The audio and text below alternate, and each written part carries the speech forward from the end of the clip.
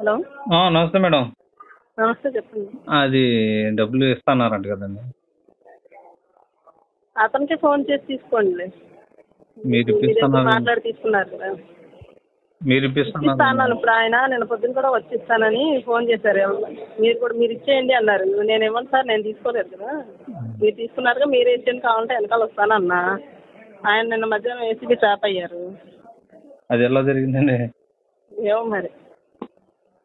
వాళ్ళు నాకు వేసారు, నేను తీసుకొస్తాను, మీరు ఉండండి వెనకాల అన్నట్టు అంటే సరే వస్తామని చెప్పా. అప్పుడే మీకు ఫోన్ చేశా, వస్తున్నాం సాయంత్రం. విఆర్ఓ గారికి కూడా చేశా, వెళ్దాం సాయంత్రం, ఆయన వస్తానన్నారు. అప్పుడు వెనకున్నాం కదా, అలాగే ఉన్నాము, ఆయనే ఇచ్చుకుంటారు, తీసుకున్న ఆయనే అని చెప్పా. ఏఎస్ఓ గారిది ఫోన్ నెంబర్ ఉందా? లేదండి. సర్లేండి, కనుక్కుంటా. అలాగే అలాగే. అందరికీ నమస్కారం. నేను మీ చిరంజీవి. మీరు చూస్తుంది చాణక్య తెలుగు మీడియా. ఈ రోజున ప్రభుత్వం అందజేసే బియ్యం ప్రజలకు అందుతామేమో కానీ ప్రజల నుంచి పక్కదావో పట్టి వేరే వేరే చిరు వ్యాపారులు ఆ బియ్యం అమ్మి రొయ్యల చెరువులకు కానీ కోళ్ల ఫారాలకు కానీ అమ్ముకుంటాం. ఇది ఒక వ్యాపారంగా పరిపాటిగా జరుగుతున్న పరిస్థితి. అయితే ఈ బియ్యం సేకరించిన వారికి ఏదైతే ఆకును తింటుంది మేక, మేకను తింటుంది పులి, పులిని తింటుంది కాలం అన్నట్టుగా ఈ మరి రెవెన్యూ డిపార్ట్మెంట్ వాళ్ళు ఈ బియ్యం ఎవరైతే సేకరించి ఎక్కడైతే వ్యాపారం చేసుకుందామని ప్రయత్నాలు చేసే వాళ్ళని వచ్చి పట్టుకుని లక్షల్లో రాత్రి వచ్చి కూర్చుని లక్షల్లో పట్టుకుని వసూలు చేసుకుని వెళ్ళిన పరిస్థితి అయితే మచిలీపట్నంలో చోటు చేసుకుంది. అది ఏంటి, అసలు ఎవరు వచ్చారు, ఏం జరిగింది? ₹1,00,000 రాత్రి 10-11ంటికి ₹1,00,000 అంటే చాలా కష్టమైన పని. కేసులు కడతాం, ఈ బియ్యం సీజ్ చేస్తాం, మిమ్మల్ని కేసులు కట్టి లోపలేపి ఇచ్చేస్తాం, మళ్ళీ మీరు బయటకు రారని చెప్పి ప్రభుత్వ ఉద్యోగులు బెదిరించి ఒక బ్లాక్ మెయిలర్స్ లాగా దందా చేసి ₹1,00,000 పట్టుకెళ్ళి మళ్ళీ ఉదయం వచ్చి ఆ బియ్యం సీజ్ చేసి మీ డబ్బులు వెనక్కి తిరిగి ఇచ్చేస్తాం, మాకేం వద్దు అని చెప్పి మీ డబ్బులు వెనక్కిస్తానికి అతను లేడు, అతను ఏసీబీ ట్రాప్ వేసేసారు, మా దగ్గర లేవు, మీరేం చేసుకుంటారో చేసుకోండి అని ఇప్పుడు చెప్తున్న పరిస్థితి. ఇది దాదాపుగా జరిగి 2-3 నెలలు అవుతుంది. 2-3 నెలల నుంచి ఆ ₹1,00,000 తిరిగి ఇస్తామని చెప్తున్నారు, కానీ నేటికి మాకు ఇవ్వట్లేదు.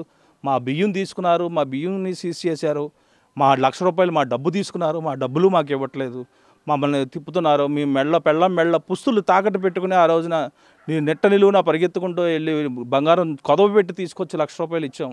దాని వడ్డీ పెరిగిపోతుంది, కనీసం 1,00,000 అయినా ఇవ్వండి, మా బియ్యం అయినా ఇవ్వండి అని లబేదిబేమంటున్న పరిస్థితులు అయితే మరి ఈరోజు బాధితులు మన దగ్గర ఉన్నారు. అడిగి తెలుసుకునే ప్రయత్నం చేద్దాం అసలు ఏం జరిగింది పూర్తిగా. సార్ చెప్పండి. నమస్తే. అసలు ఏం జరిగిందండి? రోజు 7-8 మంది వచ్చారండి, 2 కార్లు వేసుకుని.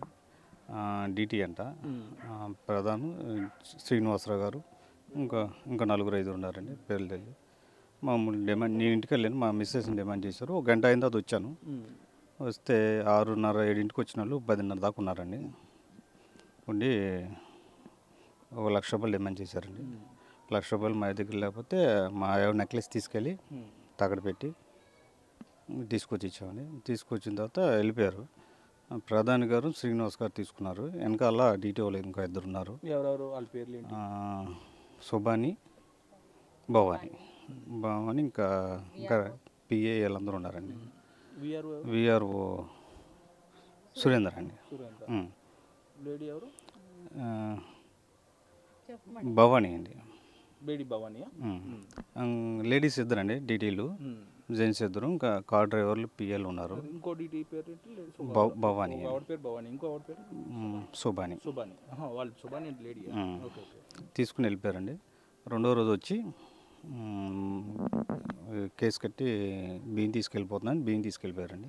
రాత్రి ₹1,00,000 తీసుకుని మళ్ళీ పొద్దునే బియ్యం కూడా తీసుకెళ్ళిపోయారు. తర్వాత 4 రోజులు పోయిన తర్వాత మీ ₹1,00,000 మీకు ఇచ్చేస్తాము అన్నారు. సరే అంటే తర్వాత 2 రోజులు పోయిన తర్వాత ఆయన లోపల వేశారు. ఆయన రంగా డబ్బులు ఇస్తామని చెప్పారు. ఇది ఎలా జరుగుతుంది, 2 నెలలు అవుతుందండి. ఇప్పుడు ఏమంటారు? ఇప్పుడు ₹1,00,000 ₹1,00,000 ఇచ్చేస్తామంటున్నారు. కాలం గడిపేస్తున్నారు, ప్లస్ సర్కార్ ఇప్పిస్తానంటున్నారు. ఫోన్ చేస్తే ఫోన్ ఎత్తట్లేదు. అయితే అర్ధరాత్రి 11ంటికి 10:30కి హడావిడిగా వచ్చి ఇంట్లో వాళ్ళని బెదిరించింది సాక్షాత్తు ప్రభుత్వ ఉద్యోగులు. ఆ రోజున అసలు ఏం జరిగింది ఏంటి అనేది ఆ రోజున ఇంట్లో ఉన్న మహిళ అయితే ఉన్నారు, వాళ్ళ వైఫ్. ఆవిడని అడిగి తెలుసుకుందాం అసలు ఆ రోజు రాత్రి ఏం జరిగింది, ఎలా ఏంటి, అసలు డబ్బులు ఎలా ఇచ్చారు, ఎలా ఏంటి పరిస్థితులు ఏమి ఉన్నాయన్న విషయాన్ని అడిగి తెలుసుకునే ప్రయత్నం అయితే చేద్దాం రండి. సార్ ఆ రోజు అమౌంట్ లేకపోవడం వల్ల ఇది శ్రీనివాస్ గారు అండి, గోస్వామి జ్యువెలరీ షాపు. ఆయన జ్యువెలరీ షాప్కి వెళ్ళి అప్పుడప్పుడు నా నెక్లెస్ తాకట్టు పెట్టి అమౌంట్ తీసుకురావడం జరిగింది వాళ్ళకి ఇవ్వడం కోసం. ఏం డిమాండ్ చేశారమ్మా రావటమే ఫస్ట్ మమ్మల్ని బెదిరించారండి. మిమ్మల్ని కేసులు పెడతాము, క్రిమినల్ కేసు పెట్టామంటే బయటికి కూడా రారు, జామీన్ కూడా ఇవ్వరు అని చెప్పేసి బెదిరించారు. ఇంకా మాకు చాలా భయం వేసిందండి. ఇదే మాకు అసలు తెలియదు వీటి గురించి. ఏదో చెరువు మీద అమ్ముకోవడానికని, చెరువుల మీద కాపలా వాళ్ళు తినడానికని తెచ్చుకుని పెట్టుకుంటూ ఉంటాం. అలాంటిది వాళ్ళు 2 నెలలు 3 నెలల నుంచి చెరువు వేయకపోవడం వల్ల మా దగ్గర సరుకు తీసుకోవట్లేదు. సరేమని ఇక ఇంటికాడే ఉండిపోయినాయి. అవి మాకు ఇక్కడ ఉంచకూడదన్న సంగతి కూడా మాకు తెలియదు. యాక్చువల్గా మా ఎప్పుడూ ఇలా జరగలేదు. కావాలంటే మా మీద ఏ కేసు లేదు. అలా జరిగిందనమాట. ఆ రోజు బెదిరించేసరికి ఇంకా ఆయన ఆ రోజు తీసుకురావడం జరిగింది. ఆ రోజు శ్రీనివాస్ గారు డీటీ అండి, ఆయన శుభాని గారు, ఇంకా ప్రధాన్ గారు, ఇంకా కంకిపాడ ఆమె భవానీ అంటండి ఆమె, ఆయనతోటి 2 మళ్ళీ జెంట్స్ ఉన్నారు. వీళ్ళు కాకుండా మళ్ళీ విఆర్ఓ సురేంద్ర గారు, వీళ్ళందరూ వచ్చారు. మమ్మల్ని అయితే బాగా టార్చర్ పెట్టారండి. మాకు మాటలు కూడా అసలు రాలేదు ఆ రోజు. బాగా చాలా భయం వేసింది. వాళ్ళనే మాటలు తలొకటి తలొక మాట అంటున్నారు. మాకు ఎప్పుడు వాళ్ళతో మాట్లాడిన అనుభవం అయితే లేదు. చాలా భయం వేసింది. సరే 1,00,000 రూపాయలు అన్న ఇస్తే వదిలిపెట్టి వెళ్ళిపోతారు అనుకున్నాం. అప్పుడప్పుడు తీసుకొచ్చి ఇచ్చాం. అయినా కూడా తెల్లారి వచ్చి సరుకు తీసుకెళ్ళిపోవడం జరిగింది. తర్వాత విఆర్ఓ గారు తీసుకెళ్ళిపోయే వరకు ఉన్నారు. ఆ విఆర్ఓ గారు డీటీ గారు అన్నారు, కావాలంటే మీ సరుకు ఇప్పించేస్తాం, ఇప్పుడు మమ్మల్ని తీసుకెళ్ళనివ్వండి, మీ మీద కంప్లైంట్ ఇచ్చారని బెదిరిస్తున్నారు. మాట్లాడితే మీ మీద కంప్లైంట్ వచ్చింది, మేము వెళ్ళిపోతే ఇంకొకళ్ళైనా వచ్చేసి మీ సరుకు తీసుకెళ్ళిపోతారు అని చెప్పి బెదిరించారు సార్. అయితే 2 రోజులు మా నాన్నగారు ఇదే ఇలాగ ఎమ్మెల్యే గారి దగ్గరికి వెళ్ళి ఇలా జరిగింది బాబు అని రిక్వెస్ట్ చేసుకుంటే ఆయన మాట్లాడడం జరిగింది. తర్వాత మీరు వాళ్ళకి చెప్తున్నారు, మీ సరుకు ఇప్పించేస్తాం, మీ డబ్బులు ఇప్పించేస్తాం అని చెప్పేసి శ్రీరామనవమి రోజు అండి, ఆ రోజు ఇచ్చేస్తానన్నారు. ఈవినింగ్ తీసుకొచ్చి ఇస్తామన్నారు. ఈ లోపల ఆయన ఏసీపీ ట్రాప్లో దొరికారు. మీరు వెళ్ళి ఆయన్నే అడగండి అంటున్నారండి డీటీ మేడం గారు. అప్పటి వరకేమో మేము విఆర్ఓ తీసుకొచ్చి ఇస్తాం అని చెప్పి అన్నవాళ్ళు, ఆయన ఎప్పుడైతే ట్రాప్లోకి వెళ్ళగానే ఆయన్నే అడగండి అంటున్నారు, బెదిరిస్తున్నారు సార్. అక్కడి నుంచి ఏదైతే ఎన్ని గంటలకి వచ్చారు, మళ్ళీ మీ మొత్తం ఏదైతే 1,00,000 రూపాయలు తీసుకుని ఎన్నింటికి వెళ్ళారు? వాళ్ళు రావడం 6:30 అలా అవుతుంది సార్. వెళ్ళడం మట్టుకి 10:30. ఈ డబ్బులు ఆయన వచ్చి అమౌంట్ నెక్లెస్ తాకట్టు పెట్టి తీసుకొచ్చి ఇచ్చి వాళ్ళు 10:30 అయిపోయింది సార్ అదంతా జరిగేటప్పటికి. రోజు సార్ శ్రీనివాస్ గారు వచ్చేసి ఫోటో తీసేస్తాము, వీడియోలు తీస్తాము అని బెదిరించేశారు సార్. తర్వాత మీ మీద క్రిమినల్ కేసు పెడతాము, వెళ్ళిందంటే స్టేషన్లోకి వెళ్ళారంటే మళ్ళీ రావడానికి లాయర్లు అది చాలా ఖర్చు అవుతుంది మీకు, మీరు మమ్మల్ని ఎంత తొందరగా పంపిస్తే మీకు అంత మెడకు ఉచ్చు బిగుసుకోకుండా ఉంటుంది అని చెప్పి మమ్మల్ని బెదిరించారు సార్.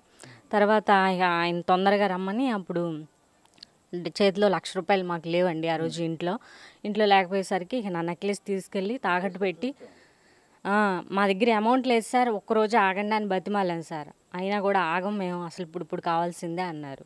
ఇక ఉన్న పరిస్థితుల్లో అది తప్ప మాకు ఏ దారి దొరకలేదు. ఇంకా తీసుకొచ్చి ఇచ్చారు సార్. తెల్లారి డీటీ మేడం గారు వచ్చి మేము మీ సరుకు తీసుకెళ్ళిపోతున్నాం, సరే డబ్బులు తీసుకున్నారు కదా సరుకు తీసుకెళ్ళకుండా ఉంటారు అనుకున్నాం. డీటీ మేడం గారు శుభాని గారును విఆర్ఓ ఆయన పేరు సురేంద్ర గారు ఇద్దరు వచ్చి ఉండి 12 వరకు సరుకు మొత్తం తీసుకెళ్ళి, ఆ రోజు వర్కర్స్ కూడా ఎవరు దొరకపోయేసరికి వాళ్ళే ట్రాక్టర్లు తీసుకుని వాళ్ళే మనుషులు తీసుకుని వచ్చి తీసుకెళ్ళిపోయారు సార్. ఇటు డబ్బులు తీసుకున్నారు, అటు సరుకు తీసుకెళ్ళిపోయారు. తర్వాత మా నాన్నగారు ఎమ్మెల్యే గారితో మాట్లాడారు. ఎమ్మెల్యే గారితో మాట్లాడినా ప్రయోజనం లేకుండా పోయింది. ఆయన మాట్లాడారంటే కానీ తర్వాత డబ్బులు ఇస్తాము, మీకు సరుకు ఇప్పించేస్తాం, అల్లరి చేయమాకండి అని చెప్పి బతిమాలారు. ఆయన సరేమని కొన్నాళ్ళు ఊరుకున్నాం సార్. ఇంతవరకు 2 నెలలు అయింది, ఇంతవరకు మా చేతికి అమౌంట్ రాలేదు, సరుకు మాకు తిరిగి ఇప్పించలేదు. సరే, అది పరిస్థితి.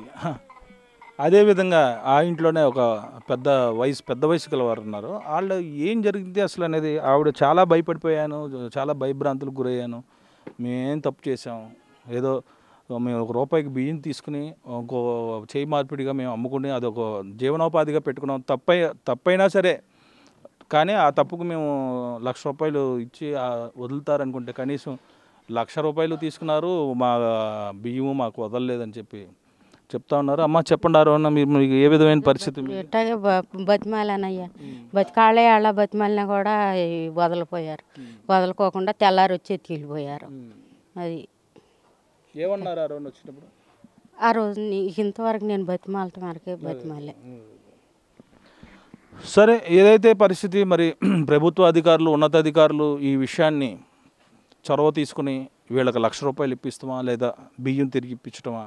అసలు ప్రభుత్వ ఉద్యోగులు ఈ విధంగా వచ్చి లంచాలని ఒక డిమాండ్ కింద అందరినీ బెదిరించి, కుటుంబాన్ని మొత్తం బెదిరించి ఈ విధంగా అర్ధరాత్రి పూట ₹1,00,000 తీసుకెళ్తాం అనేది చాలా సిగ్గుపడాల్సిన విషయం.